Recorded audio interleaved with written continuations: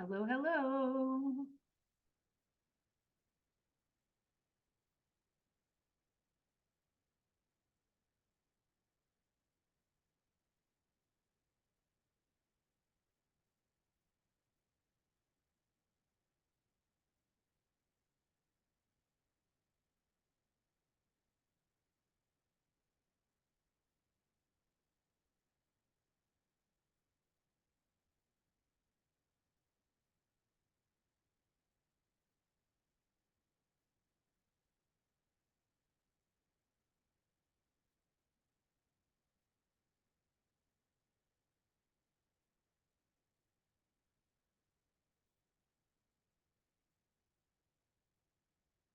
Hi, Gary.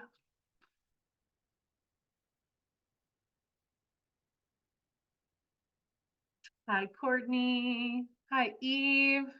I feel like I'm on the romper room. Like I see Courtney, I see Eve, I see Gary, and my little magic mirror. We're gonna give everybody just a few minutes. You guys are early. Thank you for being here. I appreciate it. We'll give some people some time to climb in here.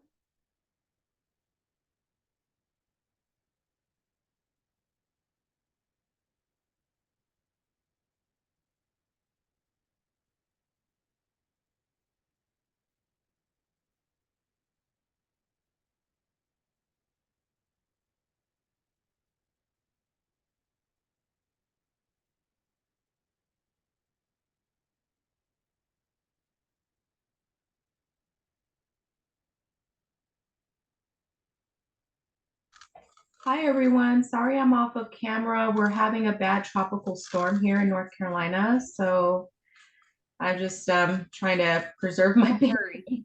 Don't worry. You can always show up exactly how you are here. On camera, off camera, doesn't matter. Just show up.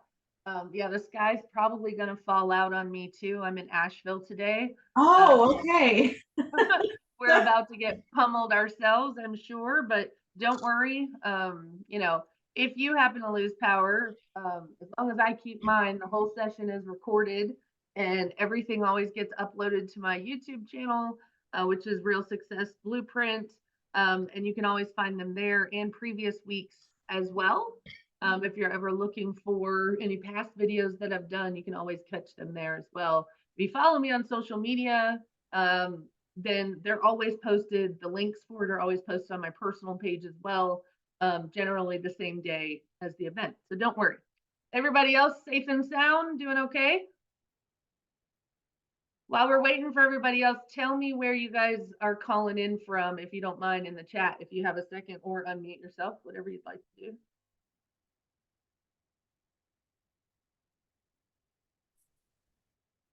Don't talk all at once, y'all. Gary's coming to us from Atlanta. Fantastic. Deb is in Ohio. Deb, what part of Ohio are you in? Can you hear me? I'm in Cincinnati. Cincinnati. Okay, great. Yeah. Yep. Fantastic. All right.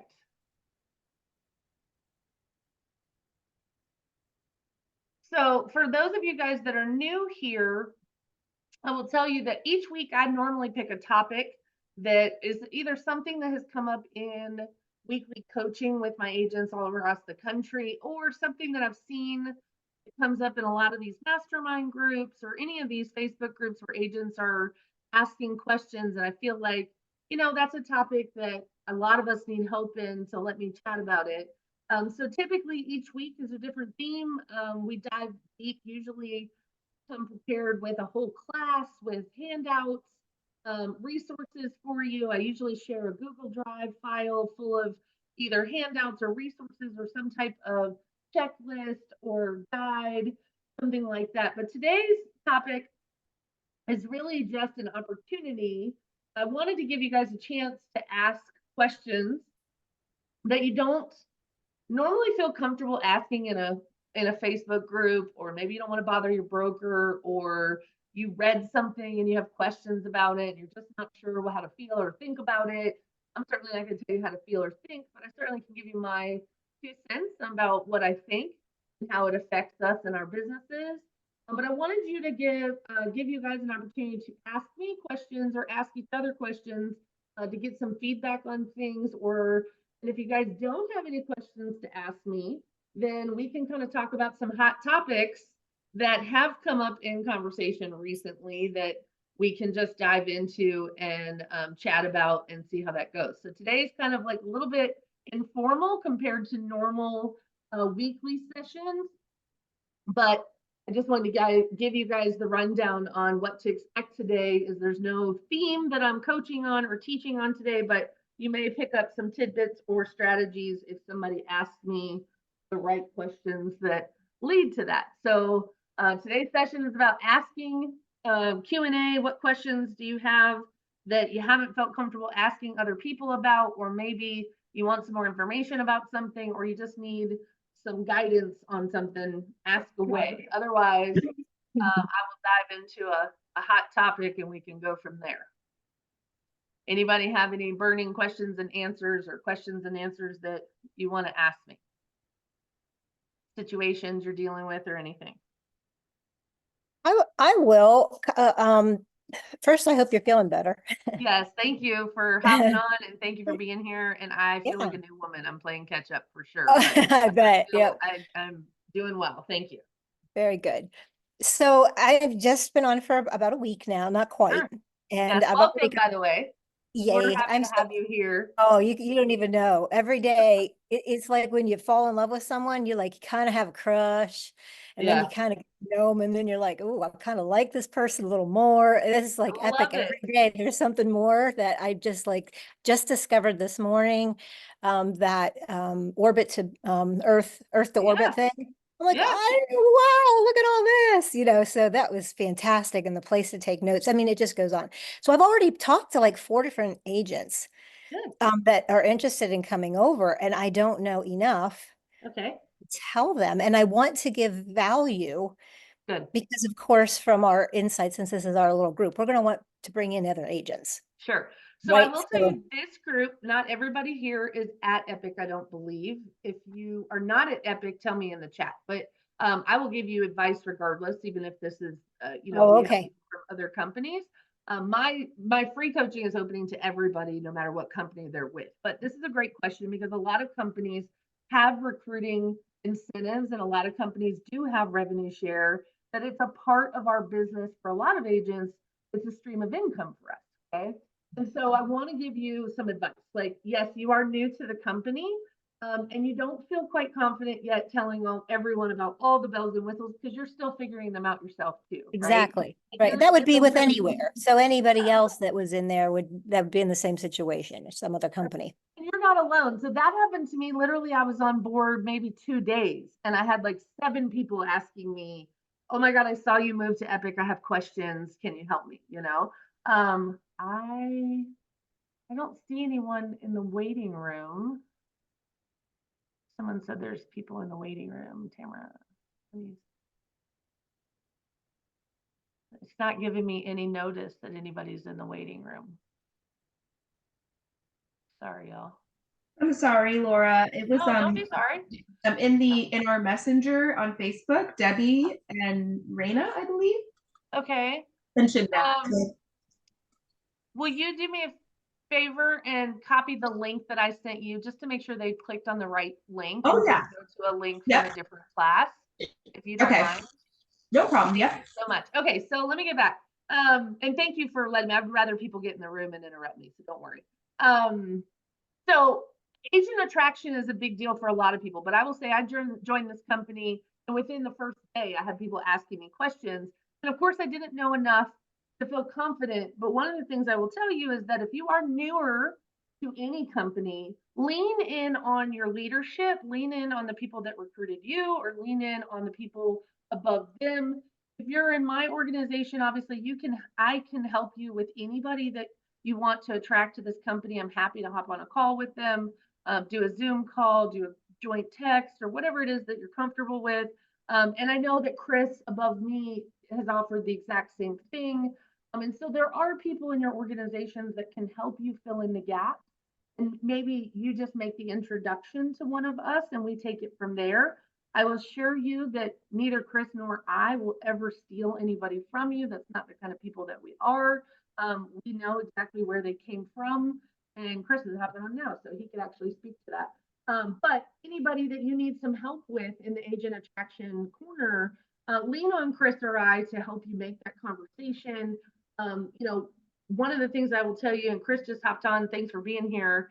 Someone asked about agent attraction. They're very new to the company. What do they do when they have a few people asking them information that they're just not confident sharing it? And so my advice is to lean on Chris or I. And Chris, I'll let you talk to that for a second while I let some people in the room, if you don't mind. What are we talking about? Because I just hopped in, so I'm glad to talk, but I don't know what we're talking about. No, I'm sorry. I think I said when I accepted you, but you hadn't quite got in the room yet. So Deb was asking, she's brand new to the company. She's got several people asking her questions, like they're interested in joining, but she doesn't really quite feel comfortable or confident yet telling them all the bells and whistles because she's still learning herself.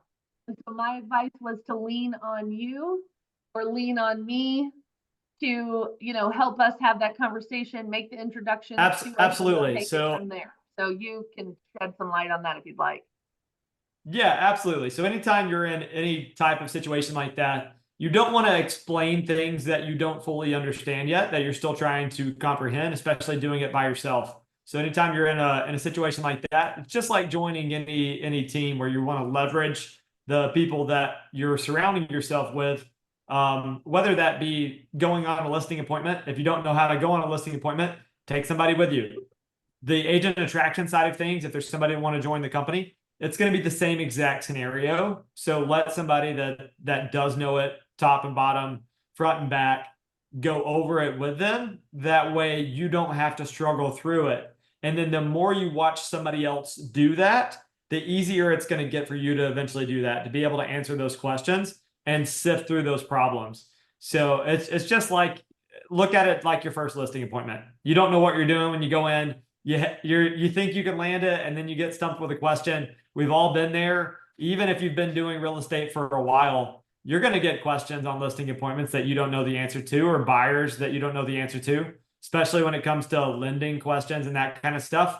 It is okay anytime you're doing something to say, I think I know the answer, but I tell you what, I want to be 100% certain. Let me go talk to the source, make sure I'm 100% correct before I give you an answer. Or let's jump on a call. Let's go direct to the source, to somebody that I do know knows that answer.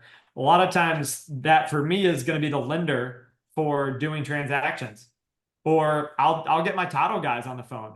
They'll answer my questions. I'll get my broker on the phone if I need to. Being a top agent, I sell a ton of homes, right? I've sold over 300 homes in the last 5 years. I've done really well. I still leverage other people all the time for all kinds of things. I do not consider myself to be the master of everything. I consider myself to be the master of the connection to wherever the correct answer is, right? You don't have to be the best. I'm super resourceful. So I just leverage what other people are doing. I leverage everyone's skill set. My team members call me all the time and they say, hey, Chris, I'm in this situation. I said, I call Justin at Title for that answer. Call him, not me. Right? I know I can give you some direction. I can give you a rough estimate. But if you want the exact answer, get your title attorney on the phone. And if you don't have a good title attorney, if you don't have an attorney-owned title company that you're working with that is taking an active role in your business that you can call on a whim and say, hey, my title guy will answer my phone call at 10 o'clock at night. When my clients ask me a question, my title guy will answer my phone call. He will tell me whatever I need to know, and I'm right back. And I can show you guys text. I've got clients that are like, how the hell did you get title to pick up after hours and get an answer for us immediately? They'll send me emails and stuff, but I'm also one of their top clients. So it makes it really good. But the better relationships you build in this industry across every metric, you will do a lot more closings because things just start to fall into place. You get your partners in place, it just happens. One of the things, can I piggyback to that? Thank you, Chris. One of the things that I will add too is I learned this actually from Chris is, we get so excited because, and again, not everyone on this call is at Epic. I'm only addressing this question because there are people in this call that also work at a company that have agent attraction. And so I just wanted to answer that. But there are so many benefits that your company has that you get excited and overwhelmed and you want to share all the benefits and you kind of want to do a benefit dump on them and tell them all the amazing things. Well, they stop listening after about number 5, right? And we got a list of about 60. So it's hard to not do a benefit dump, but I will tell you, you're going to be more successful and we have more success when we really find out what that agent is looking for and needing and what their pain points are, what they're struggling with in their business, and discover whether or not we have a solution for that. That's going to be a lot more beneficial than doing a benefit dump on somebody. Every time somebody asks me a question, I usually ask 2 to 3 more questions prior to ever answering anything that they're asking me. Yeah. Right? I start diving in more because I don't know exactly what they want to know. And that comes from anything. That comes from a buyer, a seller, whatever. They're saying, hey, Chris, I want to buy a house. Great. Let me ask you a few questions so I can start to learn a little bit more about you. I don't say, I'm an amazing agent, right? I'm gonna have you under contract tomorrow because I am so great, right? I don't do that. That's an unrealistic thing. And so from an agent attraction standpoint, if that's one of your goals, you don't want to say, this company's great. We're going to have you over here tomorrow. We don't care what you need to know or what you want to know. Well, that doesn't help anybody. That doesn't help you. That doesn't help them. You got to start answering or asking questions. And that's how I do lead generation as well. I just ask questions. I'm just around people. I start asking questions. Oh man, hey, nice to meet you. What do you do for work? And I start asking questions about them. My entire job is me asking questions and then being resourceful and knowing what those answers are. Literally, like if you were to sum up my entire career, it's just asking questions and being able to know what those answers are, point them in the right direction, and guide them down a path to whatever they want to know. Doesn't matter. And because you're asking questions, Chris, you're demonstrating that you care about them. That's a different level of when someone knows you care about them. They let their guard down. They let you in. They allow themselves to be more vulnerable with you, and you learn more about them, which helps you be a better agent to serve them. So I love that advice. Thank you so very much. Deb, I hope that answers your question. Moving on to somebody else. Anybody else have a question that again, here's the rules. So many of you joined in late. I'll tell you, we are just it's an opportunity for you to ask questions that maybe you might be embarrassed to ask publicly in a group or on a Facebook group, or maybe you don't want to ask your broker or somebody like that. It's a place for you to feel safe asking questions that you just either need help with, what you need advice on, or anything like that. And then also, if you don't have questions, we'll dive into hot topics. So I see, is it Tamara? Or is it? Oh, it's Tamara. Thank you, Laura. Tamara, I'm so sorry. Thank you. Oh my gosh, I feel no like problem. the teacher on the first day of school that mispronounces everybody's name. All good. I always do that too. Thanks for being here. Yeah, thank you. I appreciate you holding this and creating a safe space. So I do have a burning question. I was wondering if anybody can share just some good talking points for working with buyers now that comp is not displayed on the MLS. So, obviously we have to make sure that we have a strong value proposition, but like if you're working with buyers that are a little bit tighter for their funds to close, how you can talk them through that process. And then also too, the showing process. Are folks, calling the listing agent in advance, or are they just basically just showing and saying, hey, we'll write it into the offer? Like, what's the best approach to avoid steering and do what is in the best interest for your client? Sure. So your question is an entire class that I taught 2 weeks ago, but I'm going to summarize it for you as succinctly as I can and tell you it's a great question because everyone is struggling with the same question right now. They're wondering, how does this affect me? How is this going to affect my business? What does this mean? And so I'm going to give you just 3 quick little talking points about it. Number 1, it is all about transparency. Have the conversation very early. in the very beginning stages of your relationship with this client about how you operate and how you get paid. You want to produce options for them and to let them know and explain that they have choices. Their choices are going to be, do they, do they want representation, right? You have to have a buyer's agency agreement to show them a house, but that agreement can be for a period of time. It can be for a specific address. It could be for a limited service.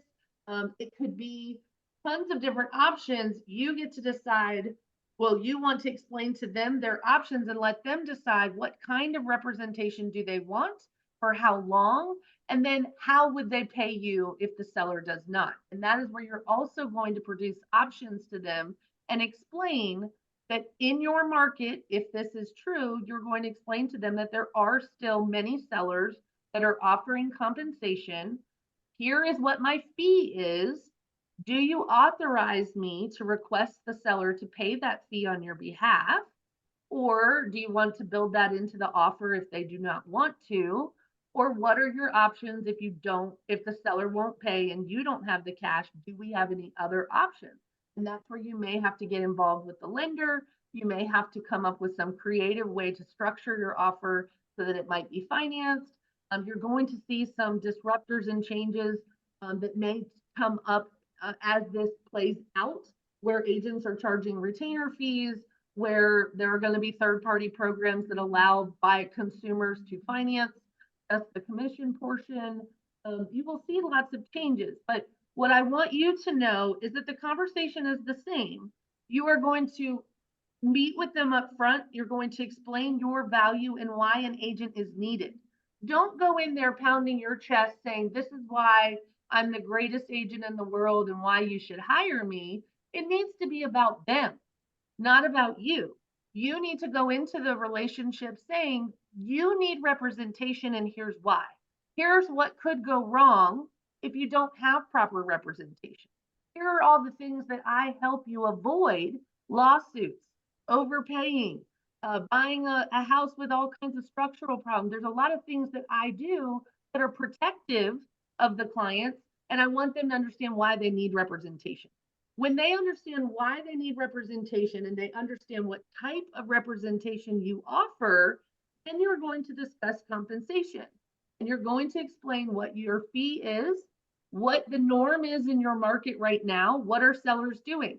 Are they paying the fee or not? Are they paying a portion? Are they paying all? What is the average fee that's being paid in your area right now, right? Don't use words like average and common with your clients. Just say that I am seeing that 5 deals of the last 5 that I asked the agents about, those sellers paid all of those fees. Okay. Give them the data that they need. Explain to them what's happening in the market.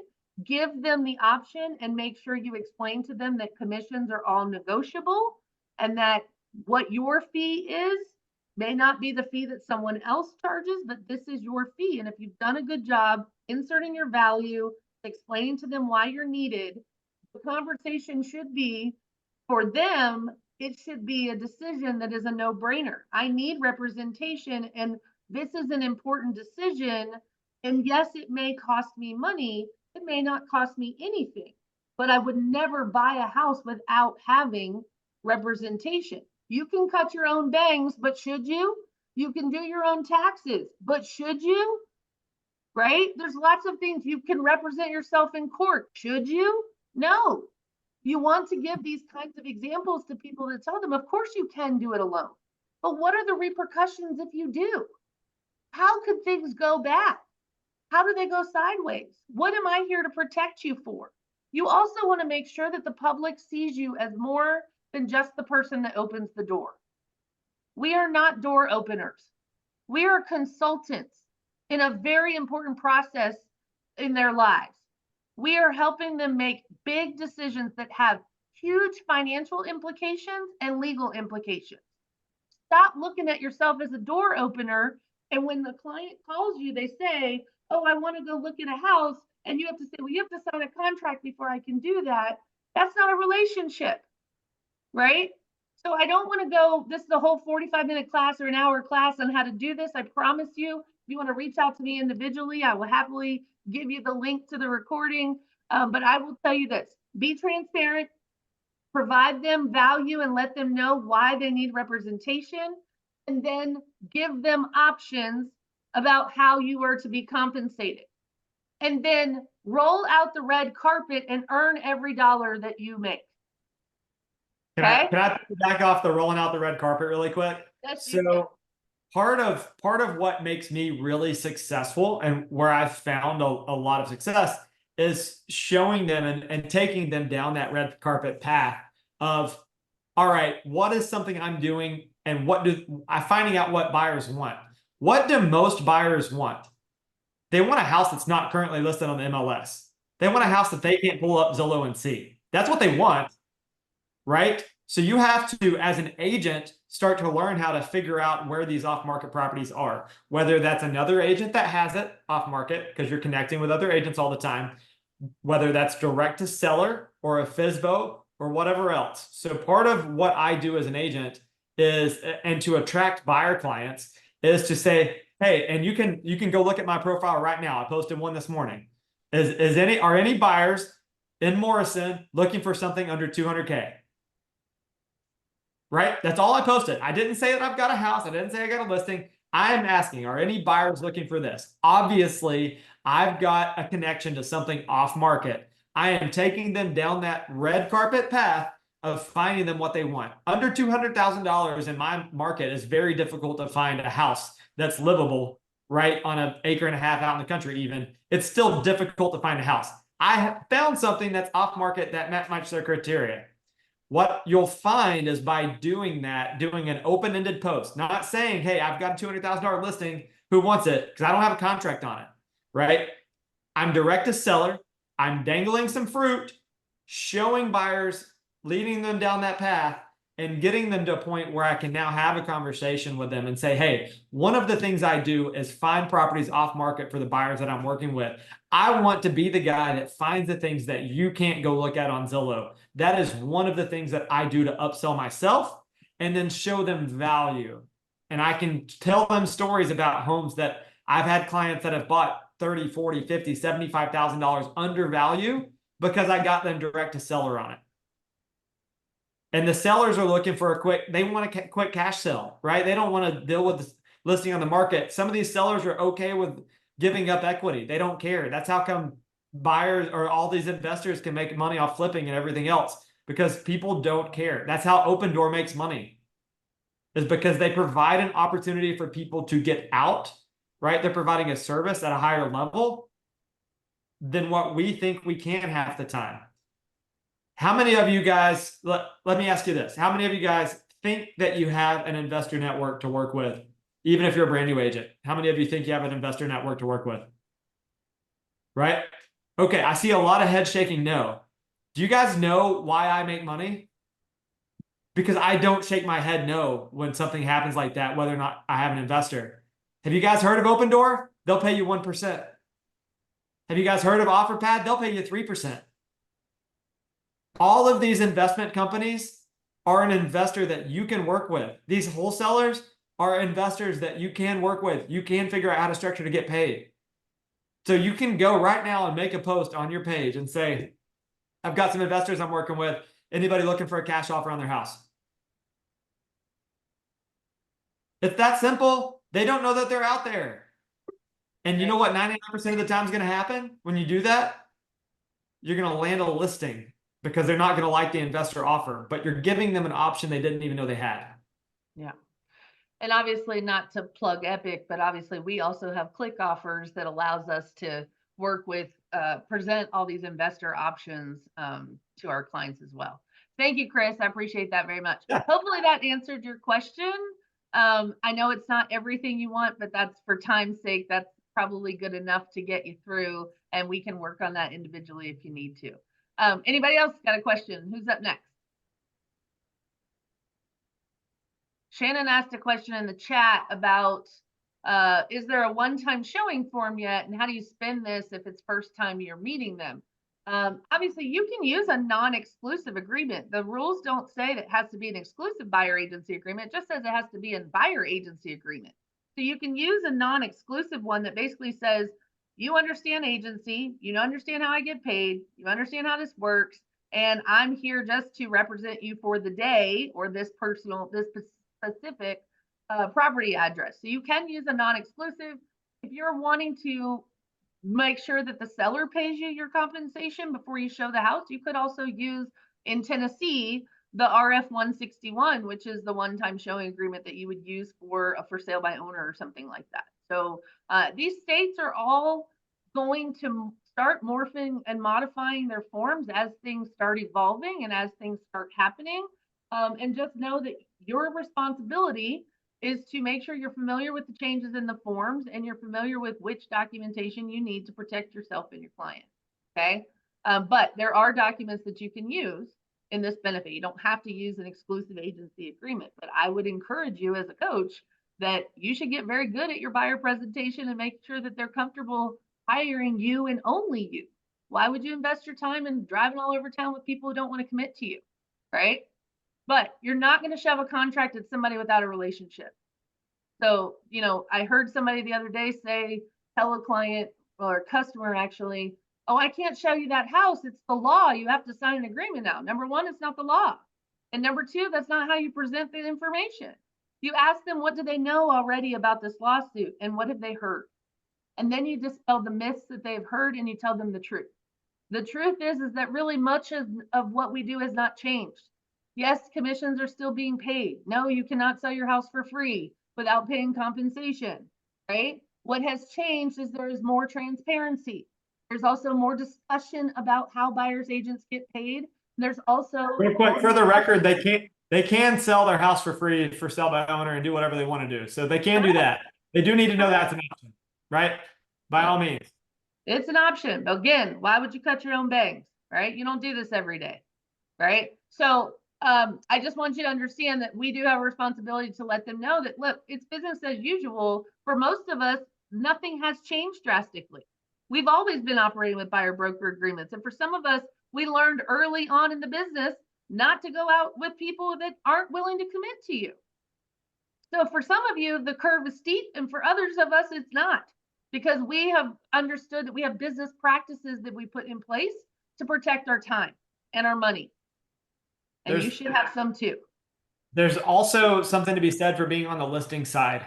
So if you have buyers that want to see your listing, there's nothing stating that you have to have a buyer's rep agreement for somebody that wants to see your seller's listing. And there's nothing stopping me from showing any buyer that calls me that wants to see my seller's listing. Even if they try to stop me, I'll just mark it as an open house for that hour. I don't care. Go on my list, mark it as an open house. Open houses. Hey, somebody else stops by, then now I got two clients to show it to, right? Like, that's the way I look at it. There is a way around everything if you look at it as an opportunity. I'm like, all right, especially my vacant homes, by all means, if I'm going to be there from 9 to 10 showing it to somebody and they're telling me that I have to have them sign something, I'll open house that thing from 9 to 10 in the morning. I don't care. Doesn't matter. Like, they can't tell you when you can and can't host an open house. So at that point, you're making it open to the public. I want you to, go ahead, Chris. No, I was going to say, the other thing that I do on all accounts here, especially with my sellers though, I'm just a redneck from Tennessee that figured out how to sell houses, guys. So, and I'm selling a bunch of redneck people's homes, right? So when I talk about fishing, they understand it. So the same thing that I go through with my sellers is, hey, look, do you like fishing? Yeah, I like fishing. I like fishing too. Can I make this, relevant to you since we both like fishing? Great. Let me go into this. Now, if you were to have a pond on your property, do you think you'd catch a fish in your pond if it's stocked? Yeah, sure. I could catch some fish. Absolutely. Now, do you think if you were to go down to the river or the lake that you could catch some fish and might catch some bigger fish than are in your pond? Yeah, I think so. Absolutely. All right. Now, if you were to go deep sea fishing out in the ocean and you were to have the chance that the biggest fish, do you think that's where the biggest fish are going to be, is out in the ocean? Well, absolutely. That's where the biggest fish are. So let's talk about this with your house, right? If you want to list your house for sale by owner, you think you're fishing in a pond or do you think you're fishing in the ocean? I'm probably fishing in the pond.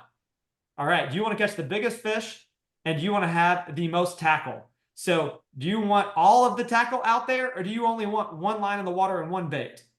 Because if we're only going to have one line in the one line in the water, well, that one line as a listing agent is me, right? If we only got one piece of tackle in the water, if you want all of the tackle in the water with the highest chance of catching the biggest fish, then we need to list it on the MLS and we need to offer buyer's representation pay.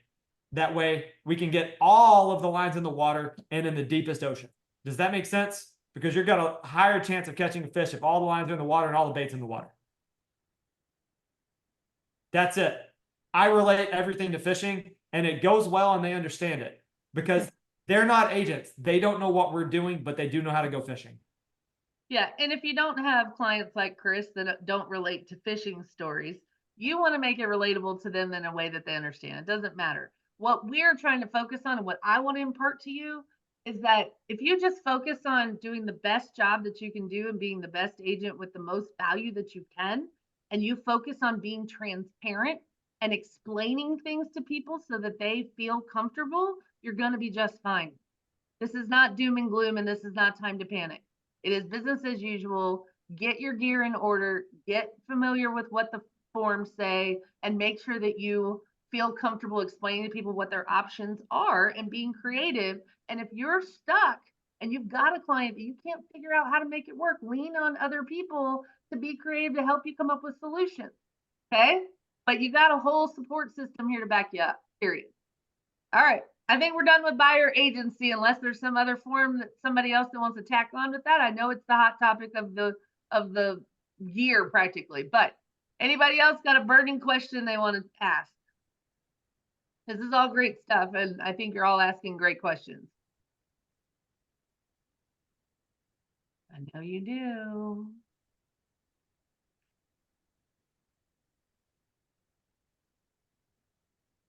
Anybody? Going once? Going twice? Somebody. Nobody has a question. Hi, can you hear me okay? Hi, Jamaica. I got you. Thanks for being here. Thank you. So with your suggestion before, the handwritten notes for your daily routines, Yes. I remember you saying like don't include your business card in there at all, correct? When you mail that. Well, my note cards are branded to me on the back anyway, so I don't have to put my card in it. Yeah. But on the front, they look like a normal personal like note. They're just branded on the back of the card. That's all. But I don't put my card in it because most of the cards that I'm sending are very heartfelt and personal. It's not a sales call. It's a relationship card, right? So I just had 2 friends that had babies. I had someone whose dog passed away this week. I had another kid that has been in the hospital for a friend. All of those cards were just, I'm thinking about you, I see you, and I'm here for you.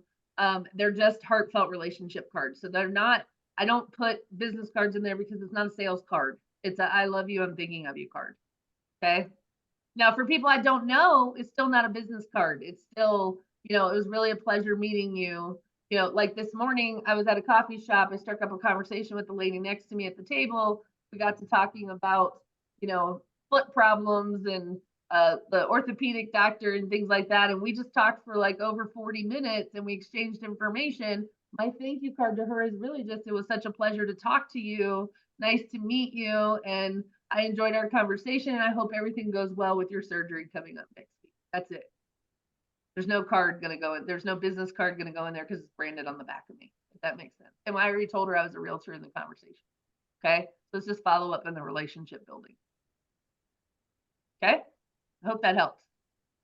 Good Yeah, question. it did. Thank you. That makes sense because it has your, contact information on there when you're sitting it like a postcard. The way you said it, that's okay. Yeah. Yep. Yeah. No, that's not how everybody operates. I have lots of coaches and friends that absolutely put their business card in there. Everyone that they know gets a business card. That's just not my style. So, I have plenty of people to get my business card, but not for those handwritten notes that I was talking about. Those are more personal.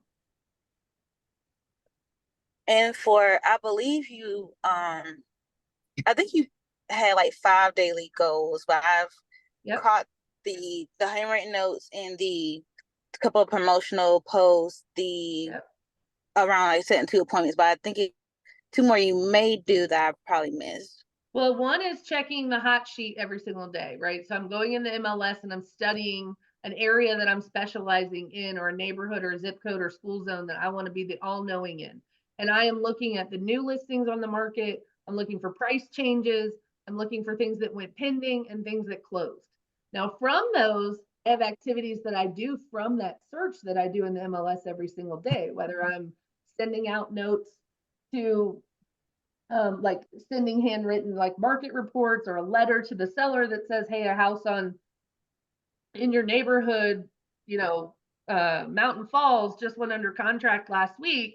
I can't wait to see what it closes for. If you're interested in your home's value, let me know. So I'm gathering information from the hot sheet to be knowledgeable about the market, but I'm also using the data that's in there to prospect for new clients. Okay. So promotion, 5 note cards at least, checking the MLS, 2 appointments a day, and I'm trying to think what my promoting my business itself. We already talked about too, the social media posts. I'm drawing a blank on my 5th one because I do, like, it'll come to me in a second. Like every single day, these are, I don't put my head on the pillow until I do these 5 things. So for some reason, I'm having a complete brain fog on the notes. Promoting listings or buyer needs. Yeah. So Thank you. Yeah, that was a real, because it was partially coming from your niche area of the hot sheet with doing that, and that was that's something to learn. I mean, that gives me activity every single day. So sometimes agents will tell me, oh, I don't know what to do. Like, you tell me to go prospect, but I don't know what to do. That's one of the things that I do, is literally using the data in the MLS. And from what happened yesterday, I have 5 things that I could do right now that I didn't have a part of any of those things that happened yesterday. But I'm going to promote some of those things that happened, or do outreach or promote my business using the data, whether something is a new listing or something had a price reduction or something went under contract or closed. I'm using that information through the prospect for new clients. What I want you to get from this, your 5 things don't have to be my 5 things. It doesn't matter to me what you do. What I want you to do is to insert some structure where there isn't any in our business, because you have the freedom and the autonomy to run your business however you want and do whatever you'd like, right? No one's telling you to be anywhere from 9 to 5. They also don't tell you have to pick up the phone from 10 to 11 or whatever time, right? I want you to choose what items daily you're going to commit to that lead to a paycheck. That no matter what happens in your life, your kid's sick, your dog made a mess all over the house, like, your full-time job was going crazy, whatever the things are, the life that happens that keeps you from doing your business, that you put your head on the pillow every night saying, I didn't do all the things I accomplished, but I at least did these 5 things today to work on my business. If you do those 5 things consistently daily, whatever the 5 are that you choose, you're going to get paid. But you cannot operate, and you guys have heard, some of you that have been with me for a while, if you owned a shoe store that was only open 2 hours a day, would you make enough money to pay your rent? No. And some of us are operating our real estate business that way. And I'm telling you, you do not operate a business without having some kind of structure or routine or actions that you do every day to earn money. Real estate business is no different. So choose your 5 things. Choose your 5 non-negotiables. If you don't pick 5, I don't care, pick 3. Every day, what do you want to commit to that says, did I work on my business today? Am I closer to a paycheck today? What are the things that you did today that got you closer to a paycheck? If you sat on the computer all day, if you did not talk to a single person, if you just scrolled all day and commented on a couple posts here and there, but you don't actually have an appointment, you don't actually have a contact information for them, you're not having a conversation with them, you're not earning a check. You're being busy, being fabulous. Okay, so I'll get off my soapbox. I just want you to have some structure and routine where you need it to be so that you are actually moving towards making a paycheck. Debbie, you're up next, my darling. Do you have a question, Debbie? Oh, Buckner? sure, I could ask. So my question is I've got a listing that's not a real awesome one to, it's going to be hard to promote just because of the type of the location, the type of house it is. I have it, we've been doing the repairs and I would like to stage it, but I don't think it's worth the $2,500 it's going to cost to stage it. I was wondering, and I know there's Fox Brownie, but I know what it's like for a client to walk into a house that's not staged. This is a condo. And I was wondering if anybody had used like rent a center or any place like that, rented furniture, and then add my own stuff. How do you go about that? Anybody else want to comment before I do? I didn't know Chris looked like he was ready to jump. Yeah, I'm Chris. ready to pounce for sure. I see. I'm like, this is Chris's class, y'all. No, I love you. Thank you for being here so much. I appreciate you. Yeah, no, I get pumped getting in stuff like this. So Me too. yeah, so I've never staged a house in my life. Ever. I have never put one piece of furniture in a house. And I've done over 300 transactions in the last 5 years.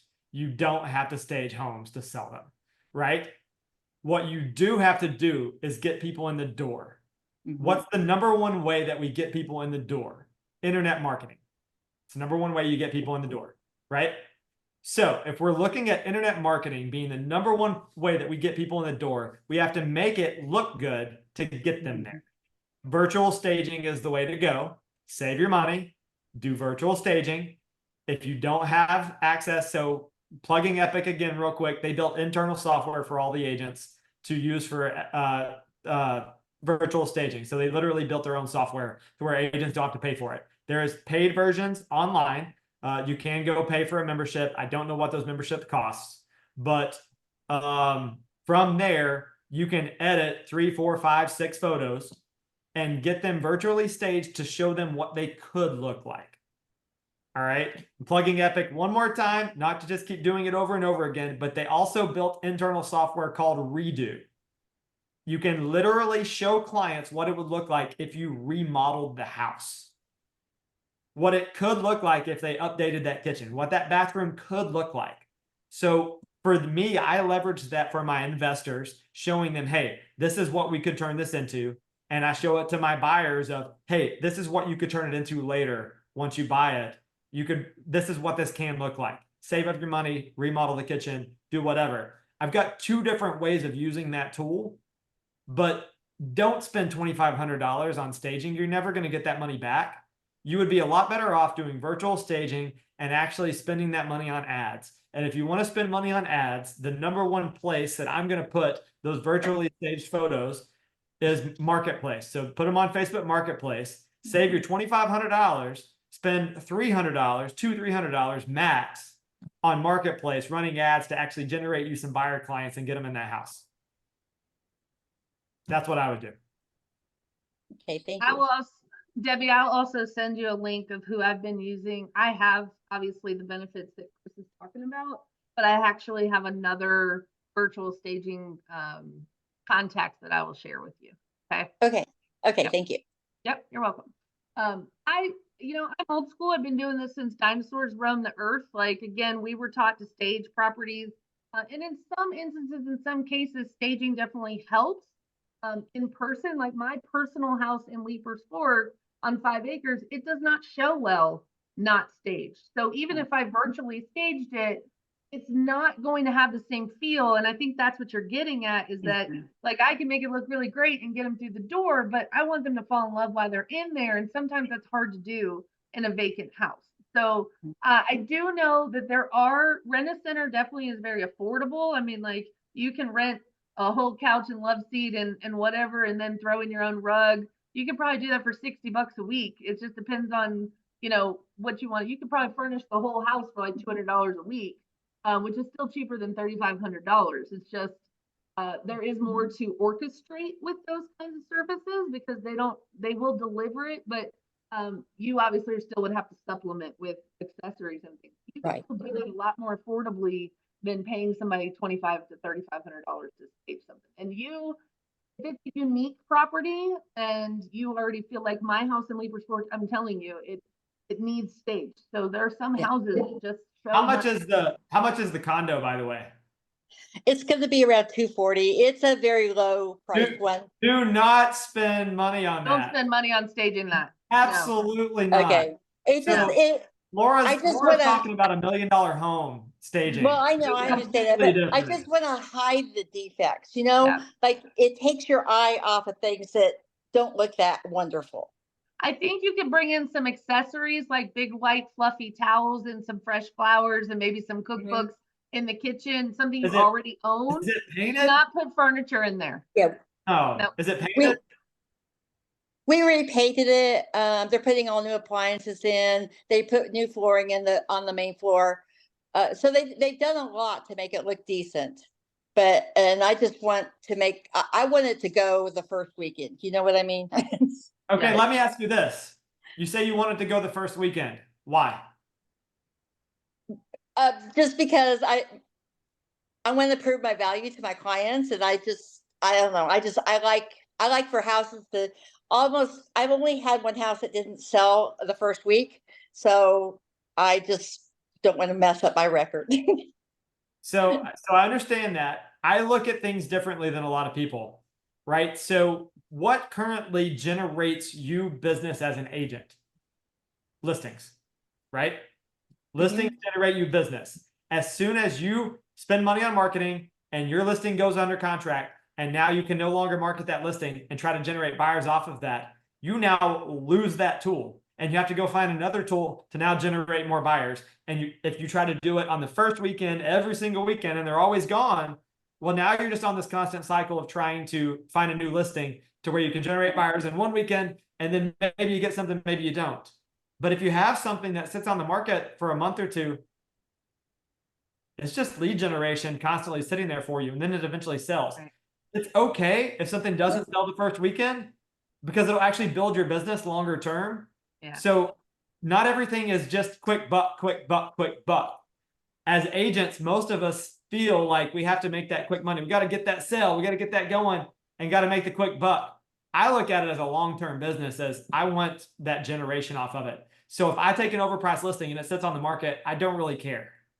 Yeah. Because I'm getting marketing, I keep my ads out there, and I get those buyers over time.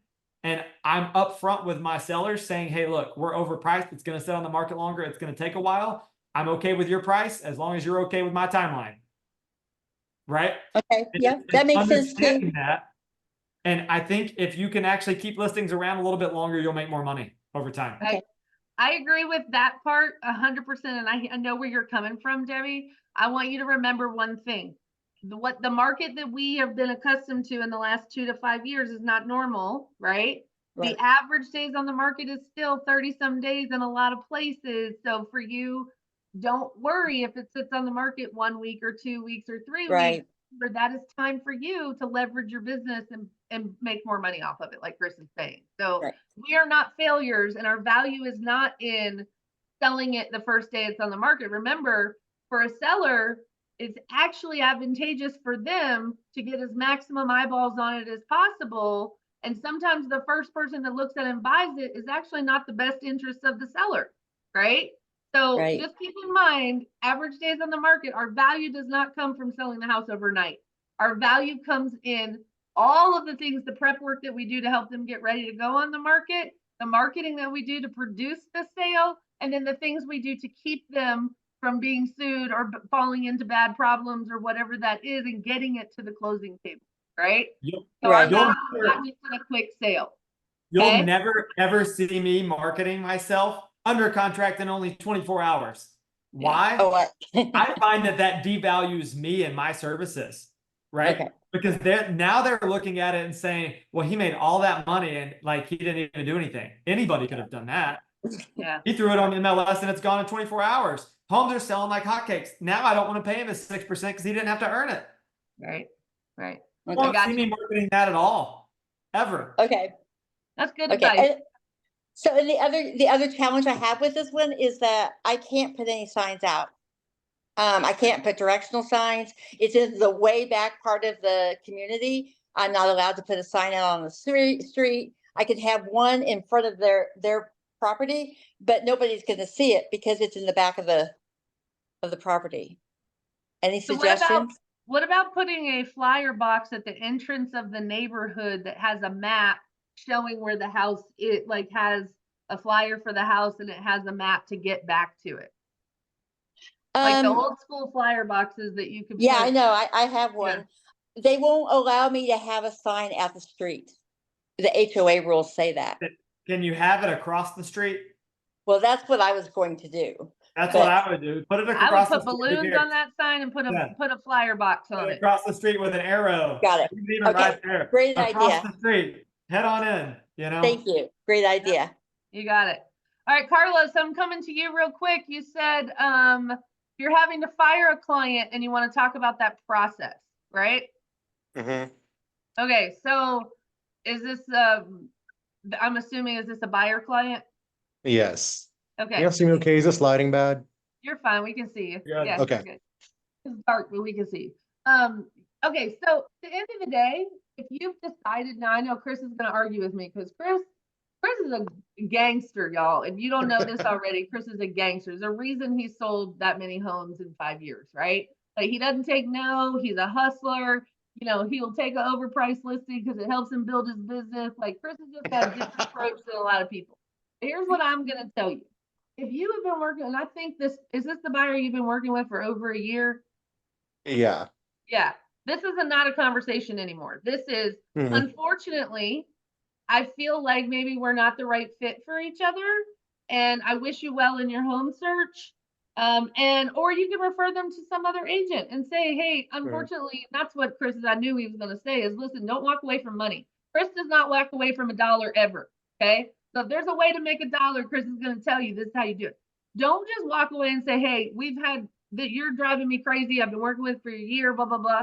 Don't worry about that. Just say, unfortunately, my schedule doesn't allow me to continue to work with you. If they're trying to drag you up and down this mountain and they're not really interested, they're not motivated. You might just want to say that unfortunately, I'm not going to be able to help you any longer, but I have a perfect agent that I think would be a great fit for you guys for what you're looking for. And I'm happy to make the introduction and catch them up to speed on where we've gotten so far. And, and I know they're going to take excellent care of you, and then collect your referral fee from them and move on if that's how you feel. The thing I did end up doing a message similar to that. And the thing for me, it's like I can't believe I let myself get to that point because I've never had to fire a client. I've even the client who fired me for speaking Spanish in her presence, I found her a home. Like I will put through the shit. And I still can't believe I feel like I devalued myself too much with these specific clients, and I'm kind of just kicking myself a little bit. Well, at the end of the day, we all get to decide how much time and energy and our own money we invest in clients, like and doing this business. There's a threshold that we all kind of put up with. As your coach and Chris as a leader will tell you, like you've invested a year of your time. Why would you want to walk away from them without anything? Certainly refer them if you just cannot work with them anymore and you don't want to. Collect your mailbox money and move on, right? I would tell you in the future, the better job you do on the front end qualifying people's motivation will tell you how much time you need to invest in people. And it was good in the beginning. However, there was so much back and forth as time went on. And I think I told you about this. They went back to the original loan officer that they were talking to in the very beginning. Their choice, I can't control that. So I'm going to work with this loan officer, right? But then she's telling me that she thinks a pre-qual and a pre-approval are the same thing. And it's like, it's getting to, how do I say? It's getting too otherworldly for me to be able to withstand in this realm of reality. Yeah. Okay. I don't know how else to sugarcoat it, but it's like, you're taking me to and fro multiple different things. You say you want to buy a home, then possibly do a land home package, which, okay, cool, let's pivot. If we're not finding you the home that you want right now, let's pivot to find you another solution. That way we can get a roof over your head and get you out of that apartment. Yeah. Cool.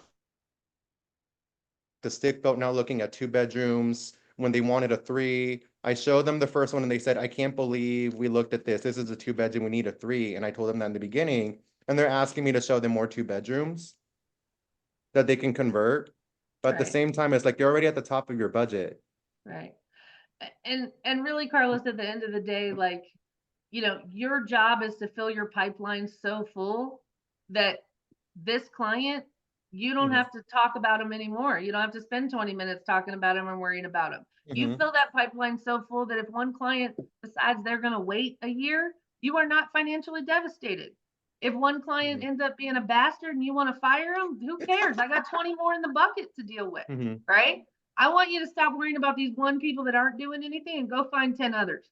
Fill that pipeline full that it doesn't matter. And then when you have your pipeline so full, you can be a little bit pickier and choosier about who you work with and who you let drag you around. Okay? You've got this. In my first year, I quickly realized that if I wanted to sell at a high level, I needed 50 clients in my pipeline at all times.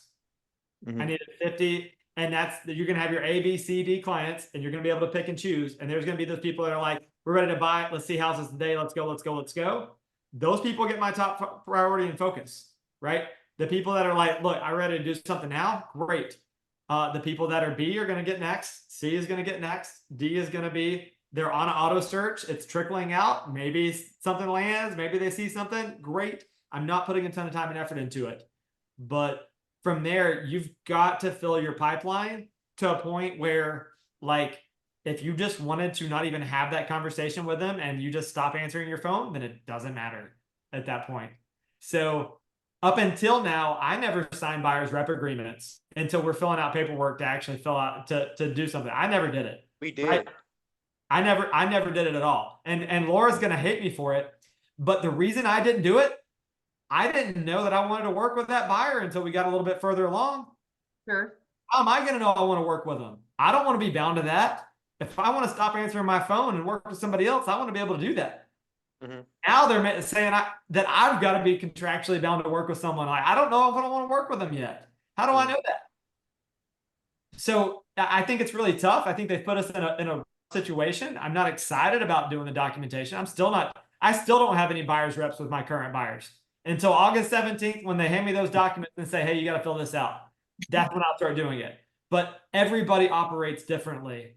But I show my value at such a high level. Most of the people that are calling me that want to work with me, I don't have to upsell them half the time now. I've done that red carpet. I've showed them my worth and value. I've made it so prominent on social media and stuff, showing them what I'm doing along the way. Now they just call me and say, hey, I need a house. Help me. Well, you're not chasing, you're attracting. Right? Love it. You're not chasing, you're attracting. I was chasing at one point, though. What? I had to chase to get going, though. Yeah. Well, that's what I want to remind people what you just said. You learned early on to produce the income that you wanted to produce, to work at a high level. You had to have 50 people in your pipeline. I coach agents all day long who are struggling, that cannot pay their bills, that are having a hard time financially, that are their main breadwinner of their house, and their pipeline only has 3 or 4 people in it, and that's if they're lucky. So what I'm trying to tell you, and what Chris is trying to tell you, is that you're not talking to enough people. You don't have enough people in your pipeline to lean on, or to fall back on, or to market yourself to, or to promote your services to, because you're not talking to enough people. And 2 opportunities is not going to pay your bills. It's going to catch you up from the last 3 months that you didn't sell anything, and then you're going to be broke again. Right? So 50, I'm not trying to browbeat you. I'm just trying to tell you, wake up. Do you know what number you need to have in your bucket to produce at the number that you feel that you're comfortable with? Most people don't. You need to fill the pipeline. Stop worrying about these 1 people that aren't going to buy, and go find 10 of them.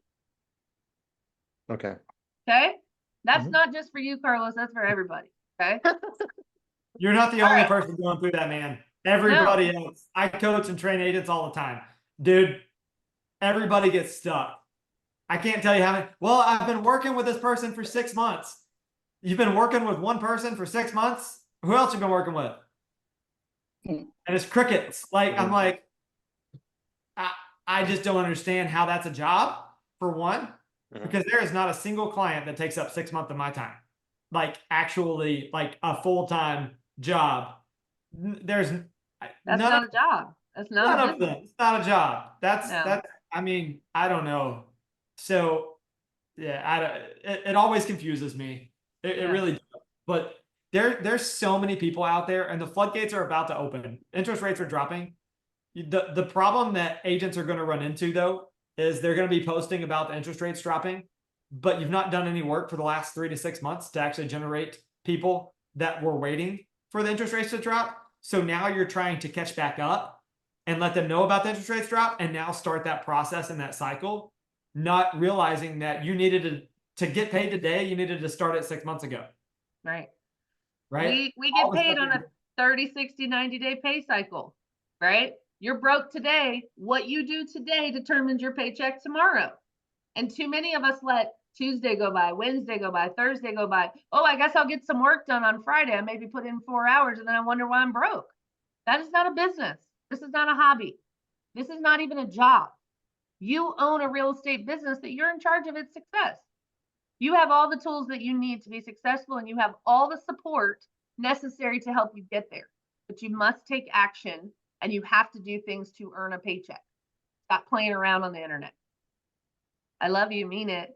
It is 2:04. Does anybody else have anything burning they need from me before I let you guys go? Any other questions that people want to sneak in? I'm very grateful you guys showed up today. Chris, thank you for your contributions today. I didn't expect it, and it was really a welcome, like a nice welcome to have you with us today. So Good. I just I saw it. I was like, hey, I've got some free time. I'm going to hop on. And then I did like half of it, but it's all good. I appreciate it so much. Carlos, were you going to say anything else? You got your hand up. Okay. No, that was a little clappy thing. Oh, okay, cool. Yay. All right. Y'all go out and sell something. We'll be here next Thursday. Follow me on social media for the link. It's a different link every week, unfortunately, but just check in on me with socials. Show up at 1:00 Eastern time. And next week there will be a specific theme. Follow me to find out what we're going to chat about next week. And any of you guys that need any additional resources, don't hesitate to reach out and check my YouTube channel for any previous recordings for any classes that you guys have missed. I'm thankful that you guys showed up and invested an hour in yourself to kind of, even if it just gave you a little bit of motivation or a kick in the ass to get you out the door and go talk to some people. 50 is the number, not 3. Okay. So have a great day. Go out and sell something. Okay. Thanks, Grace. Yes. Thank you.